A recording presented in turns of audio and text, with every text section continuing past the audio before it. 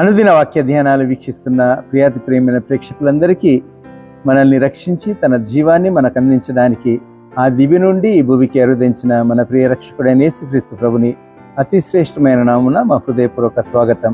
మన daily Bible డివోషన్స్లో the fulfilment of the prophecies of Jesus Christ, యేసుక్రీస్తు ప్రభుని జననానికి సంబంధించిన ప్రవచనాల నెరవేర్పు అనే అంశంపై మన ప్రియ సంఘ సభ్యులు పెద్దలు శ్రీమతి జె పద్మలలిత జనార్దన్ గారు అందిస్తున్న దైవ సందేశాలు మనం వింటున్నాం. ఈనాటి సందేశాన్ని వినక మునుపు ఈ చక్కటి క్రిస్మస్ గీతాన్ని విందాం.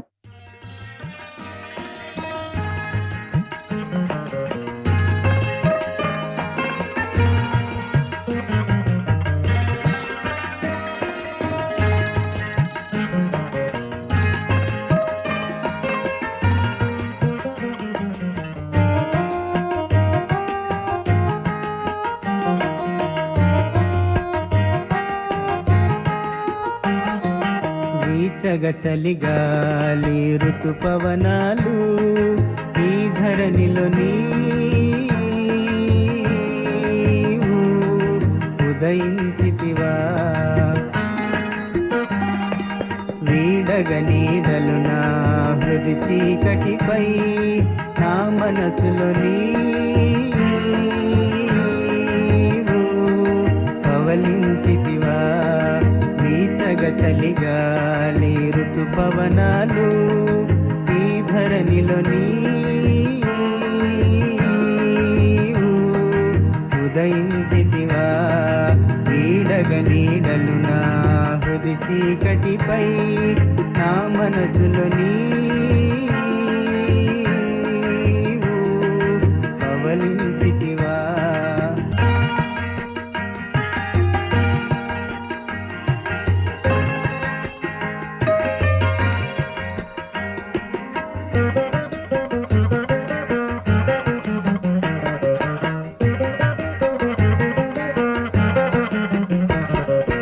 దివిదూతల స్తుతిగానమే, భువి ప్రజలానందమే. దివిదూతల స్తుతిగానమే, భువి ప్రజలానందమే. నిన్నంటెను నీ ఆరాధనలు నీ జననముతో భువి అంతటా. నిన్నంటెను నీ ఆరాధనలు నీ జననముతో భువి అంతటా. వీచగ చలిగాలి ఋతుపవనాలు ఈ ధరణిలో నీవు ఉదయించితివా. వీడగ నీడలు నా హృది చీకటిపై నా మనసులో నీవు పవలించితివా.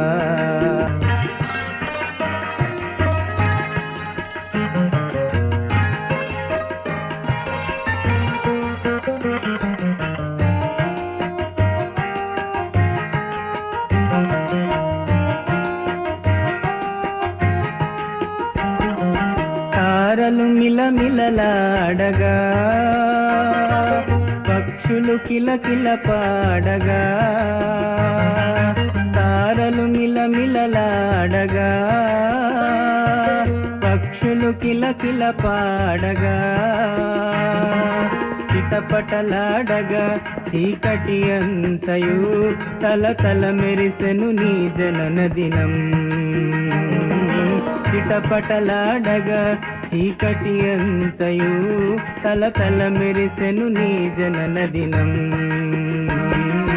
వీచగ చలిగాలి ఋతుపవనాలు ఈ ధరణిలో నీవు ఉదయించితివా. వీడగ నీడలు నా హృది చీకటిపై నా మనసులో నీవు పవలించితివా.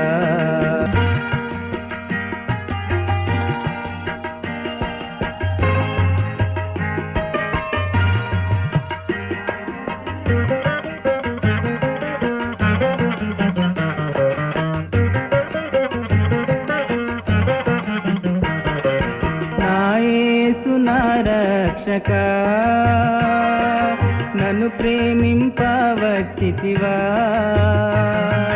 నా యేసు నా రక్షక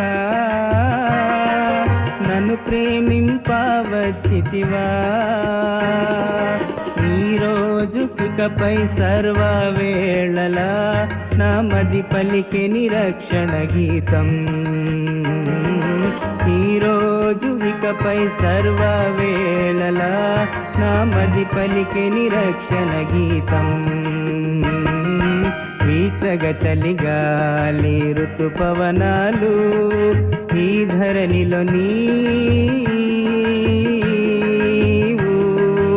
ఉదయించితివా వీడగ నీడలు నా హృది చీకటిపై నా మనసులో నీవు పవలించితివా వీచగ చలిగాలి ఋతుపవనాలు ఈ ధరణిలో నీవు ఉదయించితివా వీడగ నీడలు నా హృది చీకటిపై నా మనసులో నీవు పవలించితివా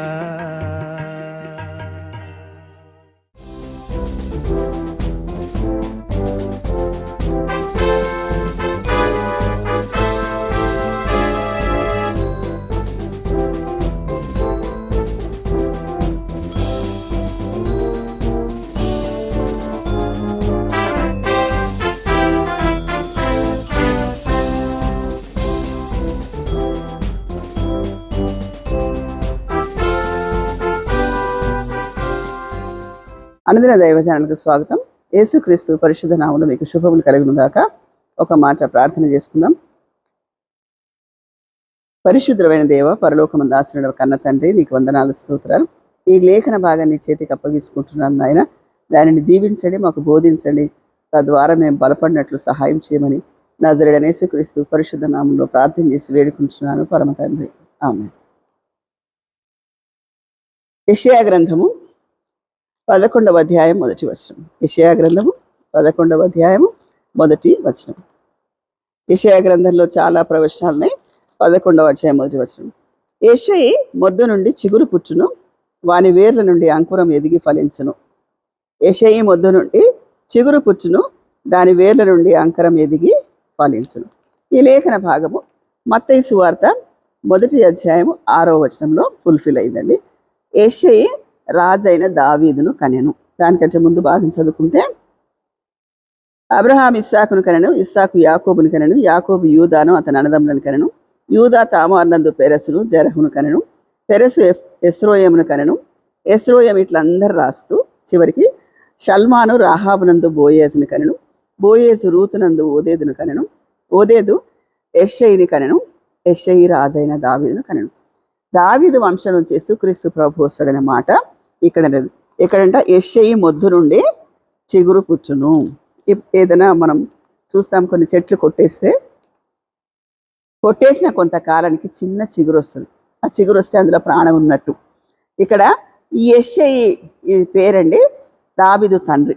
ఆ మొద్దు నుండి ఒక చిగురు పుట్టిందంట. ఆ వంశంలో ఒక చిగురు వచ్చింది, ఇంకొక కుమారుడు పుట్టాడు. ఆ కుమారుడు దాని వేర్ల నుండి అంకురం అంటే ఆ ఫలించే దశలో మొదటి దశ. అంకురము ఎక్కడొచ్చిందంట? ఎదిగి ఫలించడం. ఎదిగి ఫలిస్తుందనే ప్రవచనము యెషయా చెప్పాడు. యెషయా చాలా ప్రవచనాలు చెప్పాడు. 66 అధ్యాయాల్లో కూడా చాలా వరకు ప్రవచనాలు ఉన్నాయి. ఈ ప్రవచనం ఏంటిదంటే, ఇక్కడ మత్తయి సువార్తలో 6వ అధ్యాయం 1వ అధ్యాయం 6వ వచనంలో యెషయి రాజైన దావీదు కుమారుని కనెను, దావీదును కనెను. దావీదు కుమారుడు యేసుక్రీస్తు ప్రభు. అదే మత్తయి సువార్త 2వ అధ్యాయంలో 1వ వచనంలో, రాజైన హేరోదు దినములందు యూదయ దేశ బెత్లెహేములో యేసు పుట్టిన పిమ్మట, ఇదిగో తూర్పు దేశపు జ్ఞానులు యెరూషలేమునకు వచ్చి, యూదుల రాజుగా పుట్టిన వాడు ఎక్కడ ఉన్నాడు? తూర్పు దిక్కున మేము ఆయన నక్షత్రం చూసి ఆయనను పూజింప వచ్చితిమి. హేరోదు రాజు ఆ సంగతి విన్నప్పుడు అతడును అతనితో కూడా యెరూషలేము వారందరూ కలవరపడేది. కాబట్టి రాజు ప్రధాన యాజకులను ప్రజలలో నుండి శాస్త్రులను, యూదయ బెత్లెహేములో ఎవరు పుట్టారు అనేసి అంటే, ఇక్కడ మాటలో మీకా గ్రంథం 5వ అధ్యాయం 2వ వచనంలో ఉన్న ప్రవచనం నెరవేరిందండి. ఎక్కడ ఎవరంటే ఈయన దావీదు కుమారుడు. ఇక్కడ తరాల గురించి రాయబడ్డది. ఆ తరాల్లో మనం చూస్తూ వస్తే యేసుక్రీస్తు జన్మం ఈ విధంగా ఏదనగా ఆయన ఎవరి కుమారుడు అని చివరికి వచ్చి ఈ తరాలన్నీ చూసుకుంటూ వస్తే ఆయన దావీదు కుమారుడు అని రాయబడిందండి. కాబట్టి ఇక్కడ ఈ ప్రవచనం నెరవేరింది.